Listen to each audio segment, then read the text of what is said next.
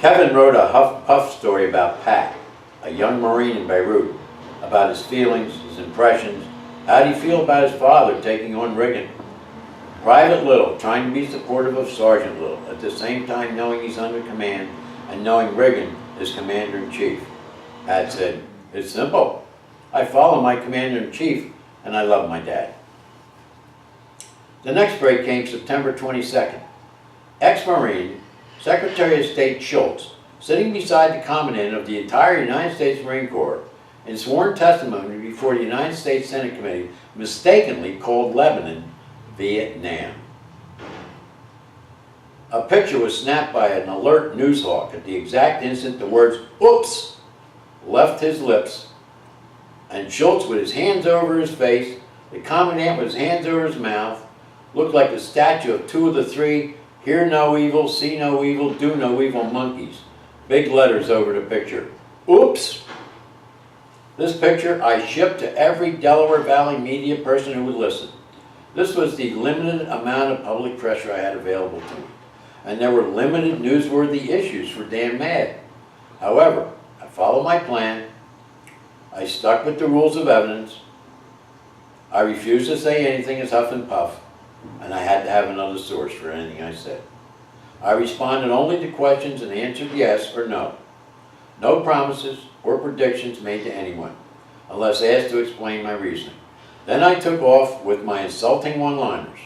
Finally, I raised war consciousness in Delaware, and the word was spreading. Newshawks actually did all the work. They eventually went at Reagan because they knew something was wrong, and they needed anyone to speak out. Apparently, I was one of the few who would. October 23rd, 1983, 7 a.m. My friend Big Frank Sheeran, who was the capo for the Bufalino mob, according to a book written about him, was in prison in Minnesota. A client, a former Teamster boss in Delaware, who originally hired me as the local Teamster lawyer. We became close personal friends in a very strange father-son type way. The FBI never understood it, and they thought I was a mob lawyer, a consigliere. Frank was great to work for. His attitude was to let the union lawyer do his own thing for the union. But now he was in prison, and he called me regularly, and it went like this, 7 a.m. "Tommy, quick, turn on the TV." He was way out of breath. "Marines were killed in Lebanon, and I think it's 26 of them," and he hung up. Kay and I raced downstairs and clicked on the television, and there it was in living color. My January vision. Two massive explosions happened exactly at the same time. In fact, simultaneously. They hit the U.S. Marine barracks and the French detachment at the same time. It was obviously well planned by the terrorists. The TV pictures were of the French and U.S. Marine barracks, bodies mutilated everywhere, smoke billowing, sirens screaming, Marines racing around being carried on stretchers, groaning, crying in agony of injury and emotion for each other. Kay gaping in total shock, and both our mouths were open, staring at the tube in disbelief. I ran upstairs.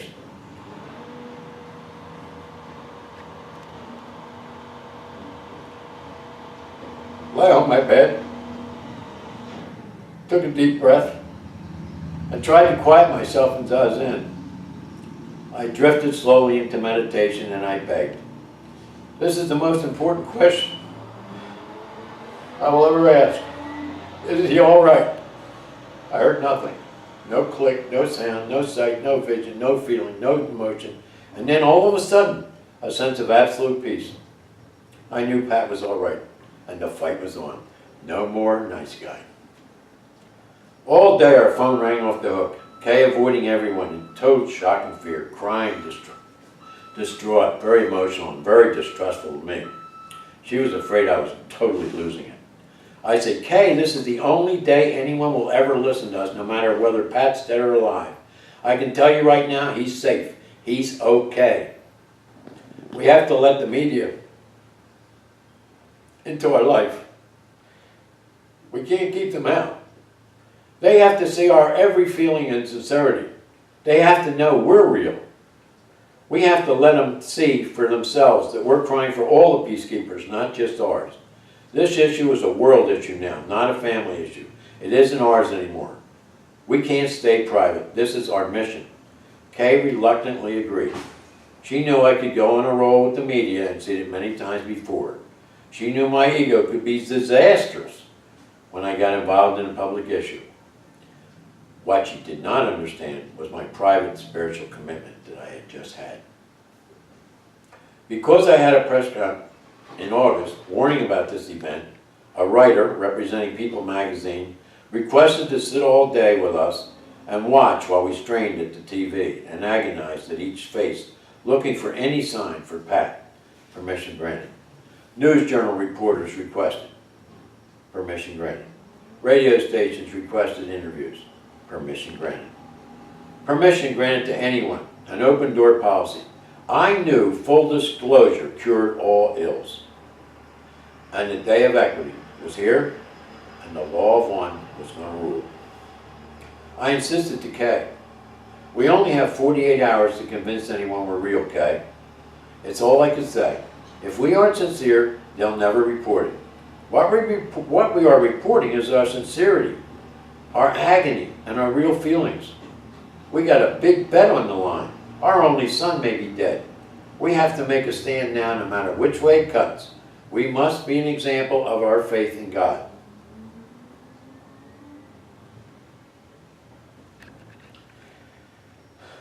I'm telling you, Kay, he's okay. CNN, cable news network staffers called. Will you come to New York for the Sandy Freeman show? It's a national news show. It was before the other national news show. The national news show was a regular event. I agreed. Also to be on the show was the wife of the Marine buried in Dover. She's supporting Reagan's position, excusing and justifying death as patriotic duty, an opportunity for displaying her patriotism. During the televised hour, I would hear none of it. It was her husband's death that got me started with Damn Man in the first place. We clashed, both understood each other's grief. We were warriors together on national television, each with our own patriotic axe to grind. The host, Sandy Freeman, forerunner of the Larry King Show, a professional, honed in, asking burning questions. Sergeant Little burned back. Callers phoned in, demanded credentials for patriotism, demanded to know my position, such as fighting communism, peace versus oil. Representative Little burned back. Screw communism. Even communists don't like communism. Young Republican Little insulted them outright every chance I got. I called Reagan a military maniac. He makes General Custer look like a military genius. Lawyer Little called the callers insulting and outrageous legal names. I knew that procedure alone was newsworthy. Outrage was all I had left for Daddy Little. Next day in Delaware, a Philadelphia news hawk requested an interview. Okay. He showed up and set up his camera in the office just as Sergeant Little was calling the United States Marine Barracks in Washington, D.C., reaching out to an old friend of mine, trying to find out if Pat was dead or alive. My old friend, whose name I can never mention. Tom, I can't talk to you. You know that. But let me ask you a question. What outfit was your boy in? I told him the exact outfit.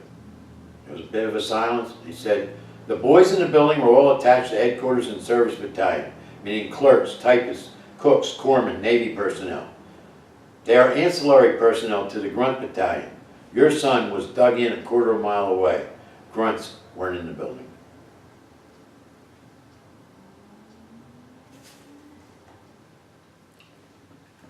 But he showers there on weekends. And I remembered the last letter he wrote had mentioned that. Oh, shit. Daddy Little put the phone down, turned to the camera that was grinding, burst into tears for the entire Delaware Valley to see. That night, while waiting for a specific word about Pat, local Democrats insisted the Littles attend a big political fundraiser to meet Senator John Glenn and offered a couple of free tickets. I said, no, he should be in Washington getting the Marines out of Lebanon. He's a Marine. Where the hell is he when they need him? Out campaigning for president? What is he, some kind of nut? Any Lance Corporal knows you don't pitch camp under the enemy's guns. What do you expect from a wing whopper anyway? What do they know? This was a typical response to any Republican or Democrat alike these days. They insisted I go. I begged off. They insisted John Glenn was a Marine. Finally, I agreed, and I insisted on paying for my own ticket. I took K. I was hurting real bad and under extremely tight emotional control. I stood in the corner and tried to joke. Pals came over to me. Some came over and offered respect and insisted I meet Glenn. I pleaded, don't do it. I'm telling you, please don't do it. They pestered and insisted, practically dragging me over. When Henry Topel, the state chairman of the Democratic Party, introduced me to the center, I blew up right in his face. Tears streaming down my face. I demanded, how can you be out campaigning for the presidency of the United States when your fellow Marines are in trouble? Why the hell aren't you back in Washington where you belong? Don't you know, for Christ's sake, there's a fucking war going on? End of conversation. The pals dragged me away gently, Glenn staring at me, sympathetic but silent and unresponsive. On the way out, another pal saw me crying earlier on TV. Tommy, I'm proud of you for crying in public, and started crying himself.